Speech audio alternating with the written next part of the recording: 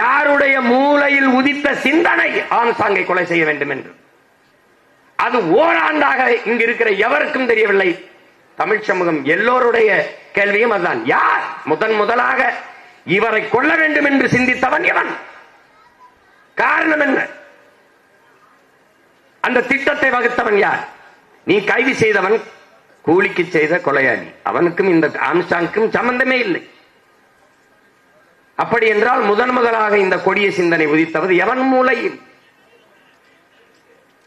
நீங்க கைது செய்தவர்களை தினம் நீதிமன்றத்தில் நிறுத்த ஒவ்வொரு முறையும் கூட்டிக் கொண்டு வருகிறீர்கள். அவர்களை பார்க்கிறோம். அவர்களிடத்திலே நீங்கள் விசாரித்து காரணத்தை வெளிக்கொண்டு வந்து இந்த மக்களுக்கு சொல்லாதது ஏன்? இதற்காக நாங்கள் கொன்றோம், இவர்தான் சொன்னார், நாங்கள் இதற்காக செய்தோம் என்ற காரணம் இங்கு இருக்கிற எல்லோருக்கும் தெரிய வேண்டுமா வேண்டாம்? 3 பேரை சுட்டுக் கொண்டீர்கள். அவர்கள் யார்? அவர்கள் இந்த கொலைக்கு திட்டமிட்டார்களா? நேரடி கொலையாளிகளா? இந்த கொலைக்கும் அவர்களுக்கு என்ன சம்பந்தம்? ஆம்ஸ்ட்ராங்கை கொல்ல வேண்டும் என்கிற சிந்தனையை தூண்டியவர்கள் அவர்கள் தானா? ஏதாவது பதில் இருக்கிறதா பாருங்க. ஒரு கொலையாளியை சுட்டுக் கொண்டு விடலாம் என்று சட்டம் இருக்குமானால், நடைமுறை இருக்குமானால், சிறைச்சாலையே அவசியம் இல்லை. எல்லாரும் சுட்டுக்கோட்டு போட்டு போய்கொண்டே இருக்கலாமே. இது எந்த மாதிரியான அணுகுமுறை? திரும்ப திரும்ப கேட்கிறேன். அந்த 3 பேரை தம்பி ஆம்ஸ்ட்ராங் கொலையாளிகள் சொல்லி சுட்டீர்களே, ஏன்? அதற்கு காரணம் சொல்லுங்கள் என்று கேட்கிறேன். ஒருவர் கூட சொல்லுங்க. அதற்கு எதற்கு என்ன காரணம்? சிறையில் இருக்கிறவர்களிடத்தில் ஏன் விசாரித்து அவர்களிடம் இந்த காவல்துறை பெற்ற வாக்குமூலம் என்ன? ஓராண்டு ஓடிவிட்டது. ஆனால் என்றைக்காவது ஒரு நாள் நீங்கள் இதற்கு பதில் சொல்லித்தானாக வேண்டும். அவர் யார் என்பது எங்களுக்கு தெரிய வரத்தானே வேண்டும். எப்படிப்பட்டது?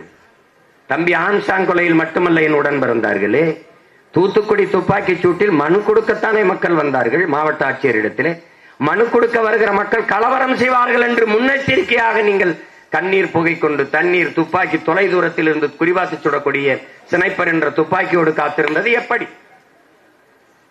மனு கொடுக்க வந்த மக்களை சுட்டுக் கொள்ள உத்தரவு பிறப்பித்தது யார்? இதற்கு பதில் உண்டா? கொடைநாட்டிலே 5 பேர் செத்தான், கொன்றார்கள். கொல்ல சொன்னது யார்? ஒரு நிமிடம் கூட முன்னாள் முதலமைச்சர் வீட்டிலே ஒரு நிமிடம் கூட மின்சாரம் அணையாது. தனி தடம், தனி டிரான்ஸ்பார்மர் வச்சு மின்சாரம் கொடுக்கிற இடத்திலே 1 மணி நேரம் மின்சாரம் அணைந்ததற்கு காரணம் என்ன? முதலமைச்சர் வீட்டிலே இருந்தவர்களை கொலை செய்ய சொல்லது யார்? இதற்கு பதில். அண்ணா பல்கலைக்கழகத்தில் ஞானதேசிகன் கைது. இந்த செயலை என்று எவ்வளவு காலமாக செய்கிறார்? என்ன துணிவிலே செய்கிறார்? எத்தனை பெண்களிடத்தில் இது மாதிரி அணுகியிருக்கிறார்? இந்த கேள்விகளுக்கெல்லாம் எந்த இடத்திலாவது பதில் இருக்கிறதா என்னுடன் இருந்தார்களே? இல்லை. இப்போது கூட திருப்போணத்தில் அஜித் அவர்களுடைய அடித்துக் கொன்ற காவலர்கள், அவர்களை சீருடை இல்லாத காவலர்களை அனுப்பி அடித்து விசாரிக்க சொன்னது அந்த அதிகாரி யார்? அதான கேள்வி. எத்தனை எத்தனை கேள்விகள் இந்த நிலத்திலே. ஆனாலும் இந்த நாட்டில் சட்டம் படித்த தம்பிகள், சட்டம் படித்தவன் முன்னாடி நின்று பேசுகிறோம். சட்டம் ஒழுங்கு, சட்டம் இருக்கிறது, ஒழுங்கு இருக்கிறதா என்பதுதான் கேள்வி.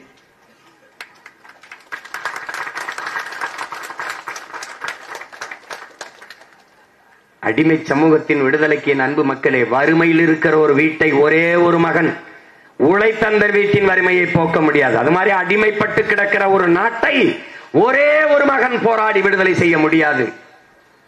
ஒரு ஆம்ஸ்ட்ராங் நமக்கு பத்தாது. இனி ஒவ்வொருவனும் ஆம்ஸ்ட்ராங்காக மாறுவதை தவிர நமக்கு வழி கிடையாது.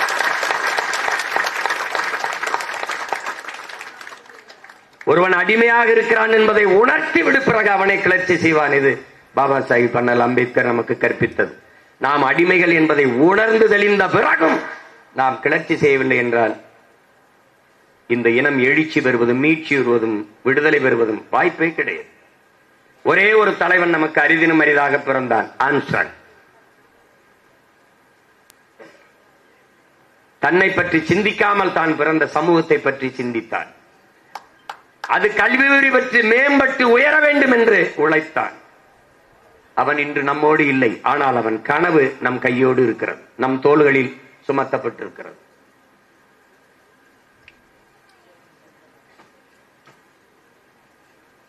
அவனால் உருவாக்கப்பட்ட தம்பி தங்கைகளே, தூர இருந்து அவனை நேசித்து வாசித்து சுவாசித்துக் கொண்டிருந்த உடன் பிறந்தார்கள் என் போன்ற அண்ணன்களும் உங்களோடு இணைந்து நாங்கள் நிற்கிறோம் என்பதை நீங்கள் நினைவில் வைத்துக் கொள்ள வேண்டும்.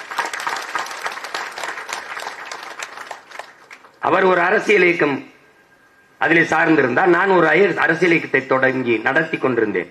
நோக்கம் ஒன்றுதான் என் உடன் பிறந்தார்களே, அடிமை தேசிய இனத்தின் உரிமை, விடுதலை, அதன் பாதுகாப்பான நல்வாழ்வு. இதை தவிர வேற ஒன்றும் இல்லை. ஒரே இலக்கை நோக்கி பாய்ந்த இருவரும் நதிகள், நானும் என் தம்பி ஆம்ஸ்ட்ராங் அவர்கள். அப்படித்தான் இங்கே இருக்கிற என்னுடைய அண்ணன் ஆதித்தமிழர் விடுதலை இயக்கத்தினுடைய தலைவர் வினோத் அவர்களும். 2016ஆம் ஆண்டு ஆட்சியின் செயல்பாட்டு வரைவிலே ஆதித்தமிழர் விடுதலை இல்லாது மீதி தமிழர் விடுதலை வெல்லாது என்கிற முழக்கத்தை முன்வைத்த மகன் உங்கள் உடன் பிறந்தவன் என்கிற திமிரிலே சொல்கிறேன். உடல் எவ்வளவு வேண்டுமானாலும் உறுதியாக இருக்கலாம், ஆனால் கால் உறுதியாக இல்லை என்றால் ஒன்றும் செய்ய முடியாது.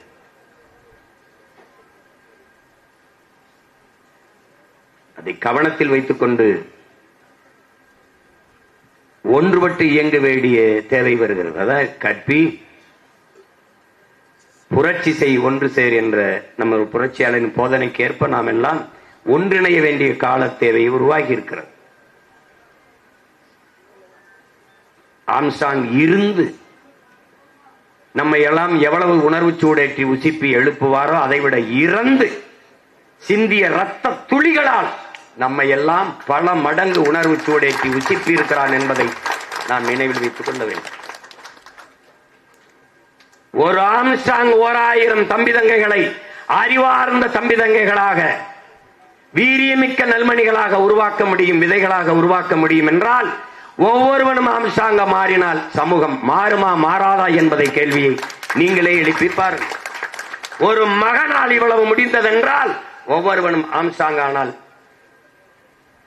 உறுதியாக சமூக மாற்றம் நிகழும். அது எவராலும் தடுக்க முடியாது.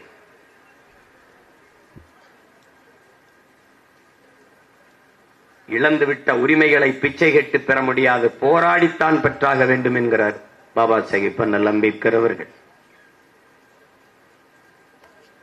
இது நாம் போராடி பெற வேண்டிய, புலம்பிக் கொண்டிருக்கக்கூடிய காலம் அல்ல, போராடி பெற வேண்டிய காலம். தம்பியை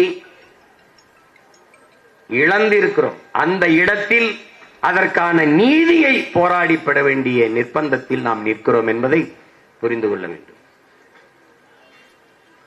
நம்மை வெறும் அற்ப வாக்காளர்களாக கருதுவதாலேதான் அதை பற்றி கவலைப்படாமல் கடந்து கடந்து போய் கொண்டிருக்கிறார்கள். ஓராண்டுக்குள் யாரு என்ன எதுன்னு கண்டுபிடிக்க முடியாதா? நினைச்சால் முடியும்.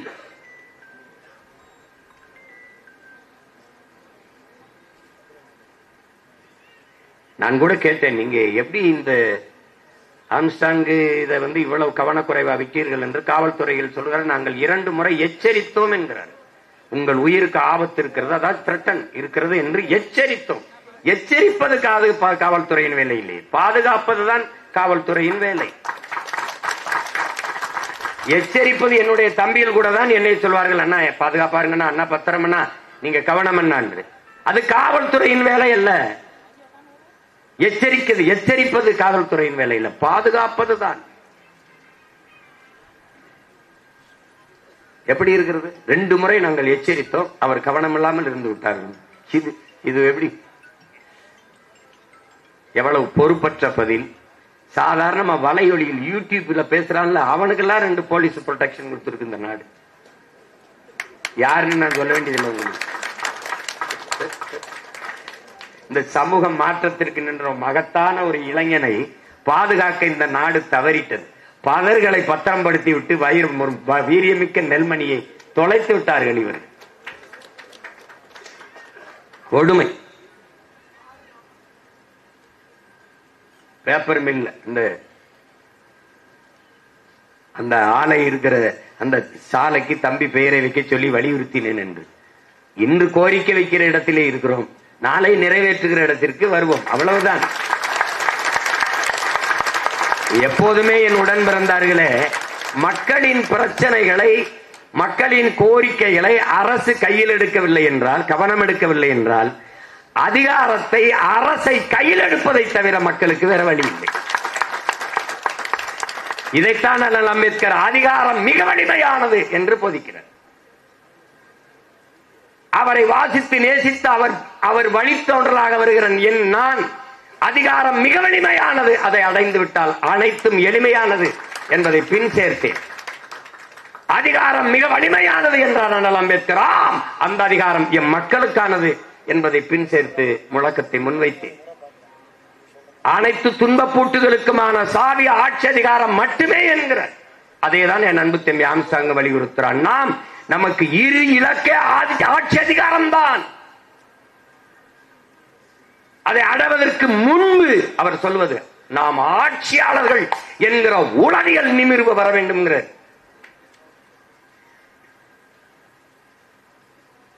அந்த உளவியல் நிமிர்வில் நிமிர்ந்த மகன் தம்பி ஆம்ஸ்ட்ராங் அவர்கள். முதல்ல நான் யாருன்னு நான் நிமிரணும்ல. நீ தாழ்த்தப்பட்டவன் சொன்ன நான் தாழ்த்தப்பட்டவன் ஆயிடுவேனா? உன் வார்த்தையே பார், நான் தாழ்ந்தவன் அல்ல, தாழ்த்தப்பட்டவன். யாரால், எவனால், எப்போது? இந்த கேள்வி எழுதுதா எழுதுறேன். நான் தாழ்ந்தவன் அல்ல, நான் தமிழன், ஆதி தமிழன். எங்களுடைய புரட்சி பாவலர் சொல்கிறார், தமிழன் பெருமைக்குரியவன். காரணம், தமிழ் பெருங்குடியில் பிறந்ததனாலேயே தமிழன் பெருமைக்குரியவன். நான் ஏண்டா தாழ்ந்தவன்? உலகத்திற்கு அறிவியல், அரசியல், நாகரிகம், பண்பாடு, கலை, இலக்கியம் எல்லாவற்றையும் கற்றுக் கொடுத்தவன். உலக பொதுமறை தந்த எங்கள் பாட்டன் வள்ளுவ பெருமகனாரே ஆதி பறையன்தான் என்பது நீ அப்படித்தானே சொல்ற?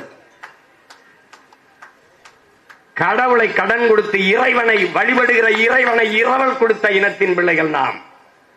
அந்த திமிரும் பெருமிதமும் வராத வரை நமக்கு நிமிர்வில்லை. நம்முடைய தாத்தா ரெட்டமலை சீனிவாசனை விட கல்வியாளன் வேணுமா தமிழ்நாட்டிலே? பிறப்பின் அடிப்படையிலே பேதம் பாராட்டுகிற இந்த வர்ணாசிரம கோட்பாடுகளுக்கு எதிராக ஒரு மாற்று கோட்பாட்டை உருவாக்கிக் கொள்ளாத வரை உனக்கு விடுதலை இல்லை.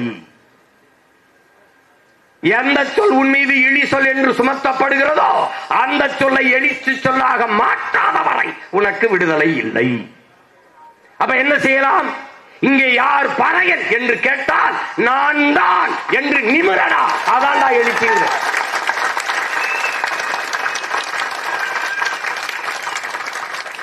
அந்த நிமிர்வு வராத வரை கடினம்.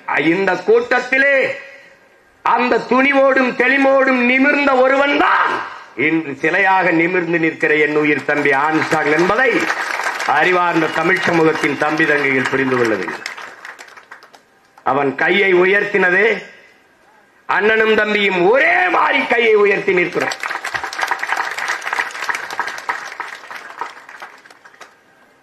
அது புரட்சி ஓங்குக, புரட்சி வெல்லும், ஜெய் பீம், எப்படி வேண்டுமானாலும் எடுத்துக்கொள்ளலாம்.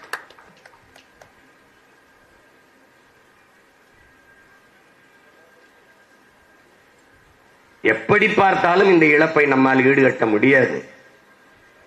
ஆனால் தம்பிக்கு நாம் செய்ய வேண்டியது நீதியை பெற்றுக் கொடுத்து அவன் காலடியில் சமர்ப்பிக்க வேண்டும். அவனுடைய கனவை நாம் நிறைவேற்ற வேண்டும். அந்த உறுதியை நாம் ஏற்கணும். தாழ்ந்து வீழ்ந்து கிடக்கிற தமிழ் சமூகத்தின் மேம்பாடு, உயர்வு, அதுக்கு இருக்கிற ஒரே கருவி கல்வி, அறிவு. அது ஒன்றுதான். வாக்கு என்பது மக்களாட்சியை ஏற்றுக்கொண்ட ஒரு தத்துவத்தை ஏற்றுக்கொண்ட ஜனநாயக நாட்டிலே, மக்களாட்சியை ஏற்றுக்கொண்ட நாட்டிலே வாக்கு என்பது வலிமை மிக்க கருவி, வலிமை மிக்க ஆயுதம். அண்ணலே நமக்கு போதிக்கிறார், என்னை கடவுளாக்கி வழிபடாதே, கருவியாக்கி போராடு என்று. அப்படி தம்பி ஆம்ஸ்ட்ராங் என்பவன் நமக்கு வழிபடுகிற ஒரு ஆள் அல்ல. நாம் ஆயுதமாக அவனை கையிலே ஏந்தி, ஆம்ஸ்ட்ராங் என்பது வலிமை மிக்க ஆயுதம், வலிமை மிக்க கருவி. அதை எடுத்துக்கொண்டு களத்தில் நின்று போராடி நம் இன விடுதலையை வென்று முடிக்க வேண்டும் என்கிற உறுதியை இந்நாளிலே ஏற்போம்.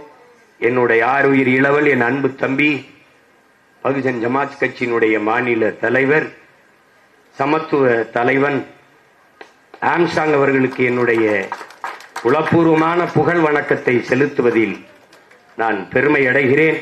அவனுடைய கனவு நம் கைகளில் இருக்கிறது. அதை நிறைவேற்றும் வரை சற்றும் தளர்ச்சியின்றி தொடர்ந்து போராடுவோம். உங்களோடு, உங்கள் உடன் பிறந்தான் இணைந்து நிற்பேன் என்கிற உறுதியை இந்நாளிலே தருகிறேன். புதிதாக தொடங்கப்பட்ட தமிழ்நாடு பகுஜன் சமாஜ் கட்சிக்கு என்னுடைய அன்பும் வாழ்த்துக்களும். தம்பி விட்டு சென்ற கனவை அவருடைய இணையால் பொற்கொடி அம்மையார் அவர்கள் நிறைவேற்றுவார்கள் என்று நான் நம்பி அவர்களுக்கு என் இதயபூர்வமான வாழ்த்துக்களை தெரிவிக்கிறேன். தமிழ் மாநில பகுஜன் சமாஜ் கட்சியினுடைய தலைவராக தம்பியினுடைய உயிர் துணையால் பொற்கொடி அம்மையார் அவர்கள் பொறுப்பேற்றிருக்கிறார்கள். அவர்களுக்கு என்னுடைய புரட்சிகரமான வாழ்த்துக்கள். தம்பி விட்டு சென்ற பணியை நீங்கள் தொடர்ந்து சென்று அவனுடைய கனவை வென்று முடியுங்கள். அதற்கு நாங்கள் எல்லோரும் உங்களுக்கு உறுதுணையாக இருப்போம் என்கிற உறுதியை தருகிறேன். உங்கள் அனைவருக்கும் என் அன்பும் வணக்கமும். என் ஆறுயிர் தம்பி ஆன்சாங்குக்கு என்னுடைய புகழ் வணக்கம். நாம் தமிழர். ஜெய் பீம்.